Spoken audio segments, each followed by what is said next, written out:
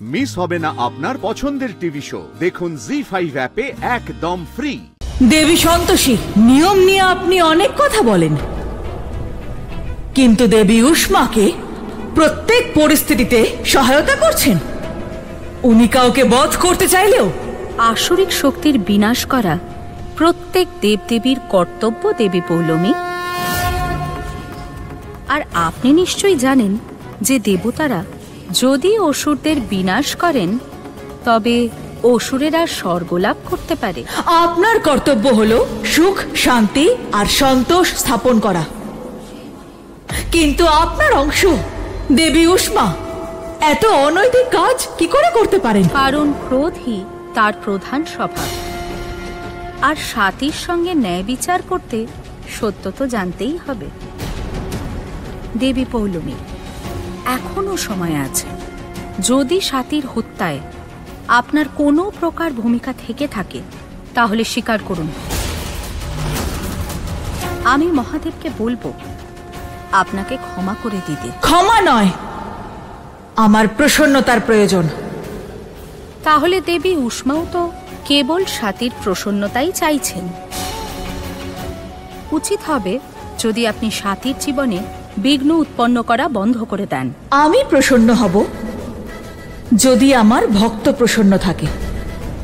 আর আজ আমি একটা শপথ করছি দেবী সন্তোষী, আপনার ভক্ত সুস্থ হয়ে ওঠার পূর্বেই আমার ভক্তের বিবাহ ইন্দ্রর সঙ্গে সম্পন্ন হয়ে যাবে।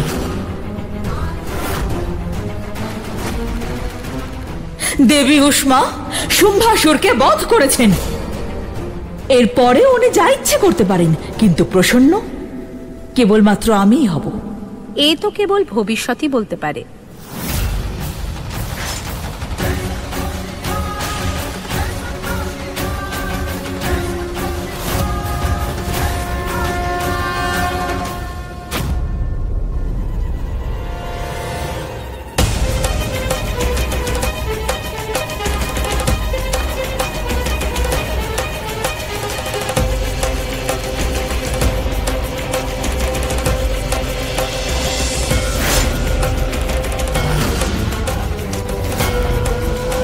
তুমি আমার মিত্র সম্ভাসুরকে বধ করেছ।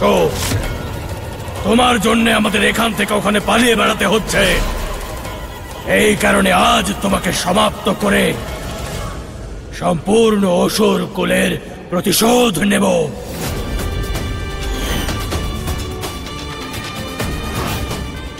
তোমার কি মনে হয় তুমি আমাকে সমাপ্ত করে দেবে? নিজের আকার দেখো একবার। আমার সম্মুখে একেবারে ক্ষুদ্র, তুমি অত্যাধিক ক্ষুদ্র। আমি ওকে শক্তিশালী হওয়ার বর দিয়েছিলাম, কিন্তু ও নিজের শক্তির অপব্যবহার করছে। জি5 ডাউনলোড করুন আর সব এপিসোড দেখুন একদম ফ্রি।